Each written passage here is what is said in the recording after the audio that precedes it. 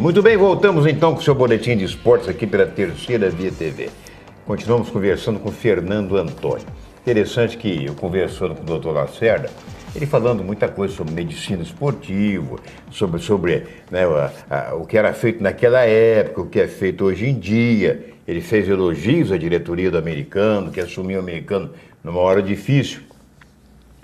Eu falei para ele, doutor, mas algumas pessoas ainda fazem críticas, evidentemente, à saída do Americano de lá. Outras não fazem críticas à saída, mas fazem críticas à forma como houve a transferência. Aí ele disse a mim o seguinte, ele disse, olha, eu tinha 8 anos de idade, já torcia pelo Americano. Meu pai me colocava no ombro, né, antigamente dizia, botou no cangote, e íamos aos Jogos do Americano na rua de São Bento, na rua Barão de Miracema. Eu falei, doutor, eu realmente não me tinha, eu não me lembro, não peguei, realmente, ele falou, não, mas eu não fui velho, nascido, mas não frequentava campo de futebol. O Lacerda tem 72 anos, se não me engano, ele disse aqui. Aí, conversando e tal, então ele falou o seguinte, eu ia para lá.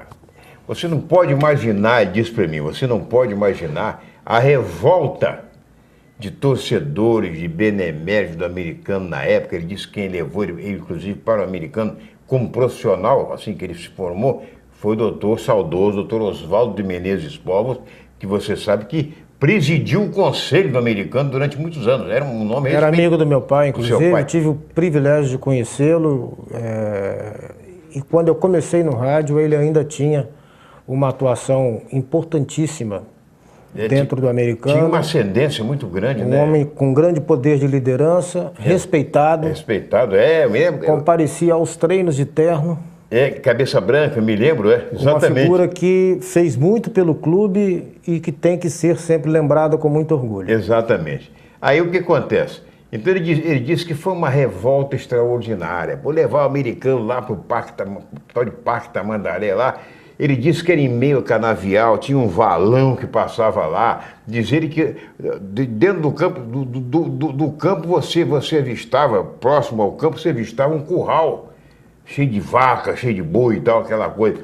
Ele disse que aquilo foi uma revolta muito grande. Quer dizer, transformou-se depois o Parque da Mandaré numa área nobre da cidade e tudo mais. E ele acredita que a única coisa que se pode fazer lá, que fica faltando lá no CT, vamos falar agora CT, Dr. Eduardo Augusto Viana da Silva, não é verdade?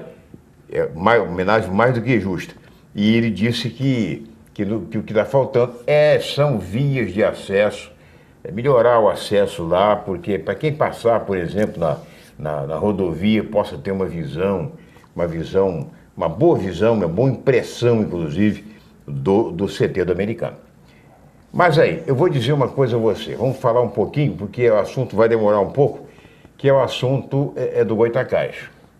O Goytacás tem lá dentro, evidentemente, foi o que me disse, inclusive, um diretor que me deu entrevista aqui, ele disse o seguinte, ele disse que na verdade, eram várias vertentes dentro do clube, com pensamentos diferentes, e na hora que encerrando-se o prazo para candidatura, para registro de chapa e tudo mais, disputa ou não disputa estadual, resolveram se unir. Se uniram, mas as divergências continuaram, divergências de opinião. Uns querem uma coisa, outros querem outra. E há aquela história, acho que foi divulgado aí, não sei se você ouviu, um programa na Campo Difusora, na Rádio Difusora, segunda-feira à noite, acho que o presidente do Goytacás, o D'Artagnan, ele teria feito um apelo ao ex-deputado, garotinho, para que também da municipalidade ajudasse o Goytacás. E tem uma gravação, não sei quem fez, quem não fez, de uma declaração do ex-deputado numa emissora, não sei se é de sua propriedade ou não, uma emissora FM, ele dizendo que este ano ele ajudaria o Americano, em função de críticas, algumas ofensas até que teriam sido feitas à pessoa dele, ou do filho dele, não sei, que ele não ajudaria em hipótese alguma o Goytacás. O presidente D'Artagnan parece que esteve com ele na terça-feira, E, aliás, o D'Artagnan não esteve com ele. D'Artagnan queria reunir a comissão para fazer um apelo dramático e tal, aquela coisa toda. Uns a favor, outros contra esse procedimento. Mas, por baixo do angu, estariam apelando ao Luciano Viana para que intercedesse junto a ele, ao ex-deputado. E foi visitar, parece que D'Artagnan fez uma visita ao CT Eduardo Viana, e esteve com o Luciano, mas, segundo dirigentes, aquela história, ele não tocou nesse assunto. É uma coisa que é difícil de acreditar. Ele não tocou nesse assunto, foi lá para dizer que o americano estaria sediando os jogadores do Sub-20 do Goitacás, levando para lá para treinamento, não sei o que e tal, aquela coisa. Está compreendendo? Agora, outros alegam o seguinte, que seria interessante para Luciano tentar convencer, o que o Luciano já disse, inclusive, para a gente, que acha muito difícil, ele convenceu o ex-deputado e, em contrapartida, ele exigiria jogar no Ari de Oliveira e Souza. Nós temos que analisar as coisas de uma maneira muito fria. Porque é complicado o negócio. É verdade. E eu sei que toda e qualquer opinião minha, às vezes, cria uma certa polêmica pela nossa identidade... Independência. Com o americano. Independência porque também. Porque levamos 33 anos atuando no rádio cobrindo o americano. Sim. Mas o que eu observo no Goitacás é o seguinte. Primeiro, quando o Goitacás recebeu o apoio do filho do garotinho, se me permite... Claro. Jogaram rios de dinheiro e entenderam que pelo volume financeiro o Goitacás subiria. Só que o Goitacás planejou mal a sua folha, gastou excessivamente e não conseguiu formar um fundo de caixa para as competições posteriores. Quando perdeu o apoio do jovem patrocinador, o Goitacás ficou à deriva, porque valorizou muito a sua folha salarial, fez investimentos desnecessários e teve que voltar à realidade. Segundo item, quando o americano passou a jogar no Ari de Oliveira e Souza, independente da rivalidade, o que se analisa são os valores comerciais. Se o Goitacás estava numa situação financeira delicada, ele não poderia recusar o aluguel de sua praça de esportes ao americano. Perfeito.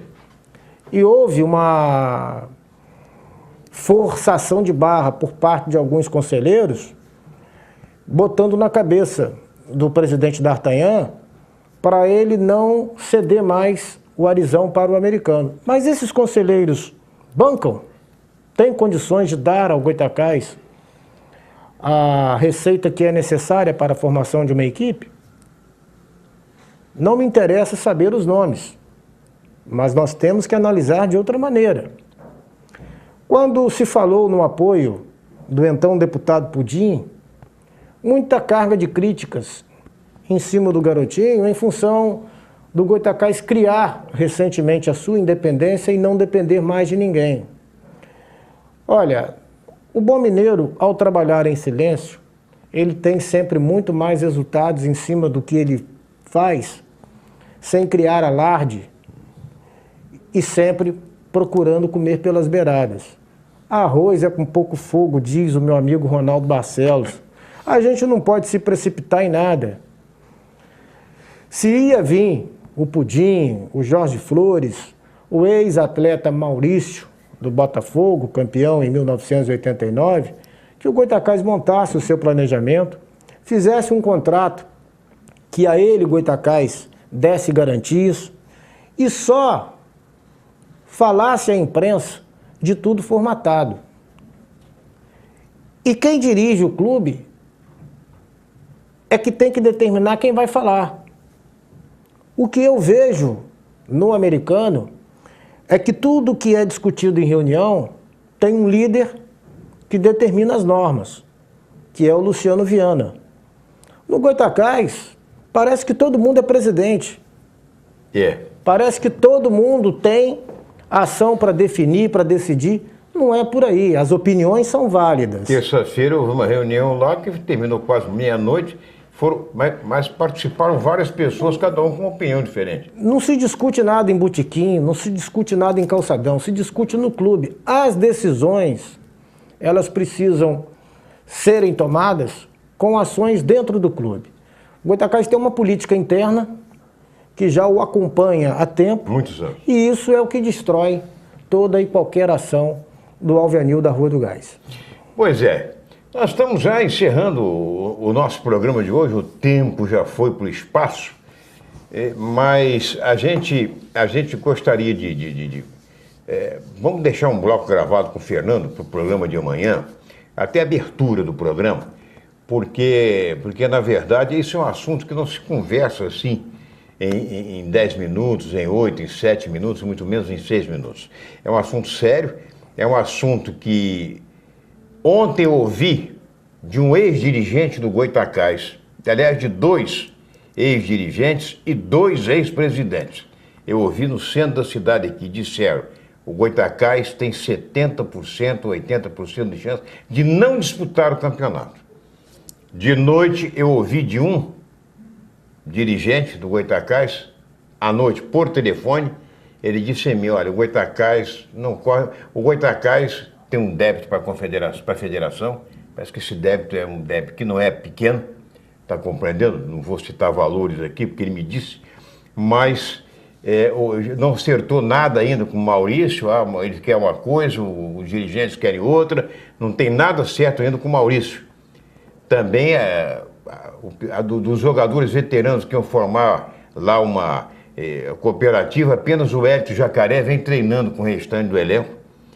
O resto, não se sabe ainda como é que as coisas vão acontecer. Pediu-se mais uma semana, a gente sabe que essa semana é na tentativa de se reaproximar, de uma reaproximação, uma intermediação de alguém para convencer o ex-deputado Garotinho para uma ajuda da municipalidade.